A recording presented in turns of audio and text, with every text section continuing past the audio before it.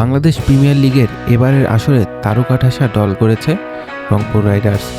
২৬শে ডিসেম্বর শুরু হতে যাওয়া টুর্নামেন্টে টানা তৃতীয়বারের মতো রংপুরের প্রধান কোচ হিসেবে থাকছেন অভিজ্ঞ মিকি আর্থার।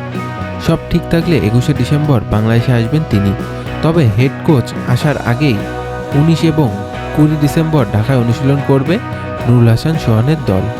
২৪ ডিসেম্বর পর্যন্ত ঢাকায় চলবে প্রস্তুতি। এরপর ২৫শে ডিসেম্বর সিলেটের উদ্দেশ্যে রওনা দিবে রংপুর। সংবাদ সম্মেলনে সোহান জানান, বড় নাম নয়, মাঠের পারফরমেন্সই সবচেয়ে গুরুত্বপূর্ণ।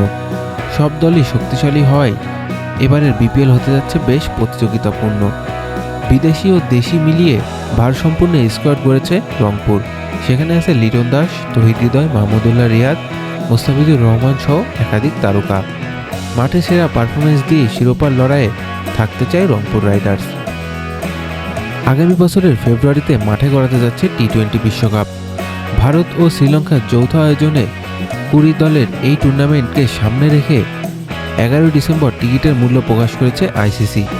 ভারতের সর্বনিম্ন ১০০ রুপিতে দেখা যাবে বিশ্বকাপ ম্যাচ, আর শ্রীলঙ্কায় প্রথম পর্বের খেলা দেখতে হলে খরচ করতে হবে কমপক্ষে ১০০০ শ্রীলঙ্কান রুপি। প্রথম পর্বে বাংলাদেশের ৪টি ম্যাচই অনুষ্ঠিত হবে ভারতে, ৩টি কলকাতায় ও ১টি মুম্বাইয়ে। উদ্বোধনী দিনে কলকাতার ওয়েস্ট ইন্ডিজের বিপক্ষে খেলবে বাংলাদেশ, যেখানে সর্বনিম্ন টিকিটের দাম ৩০০ রুপি। ৯ ফেব্রুয়ারি ইটালির বিপক্ষে মাঠে টিকিট মিলবে মাত্র ১০০ রুপিতে।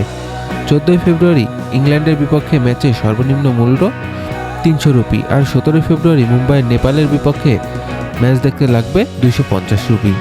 আইসিসি জানিয়েছে, কম দামে টিকিট রেখে ভক্তদের মাঠে টানাই তাদের মূল লক্ষ্য।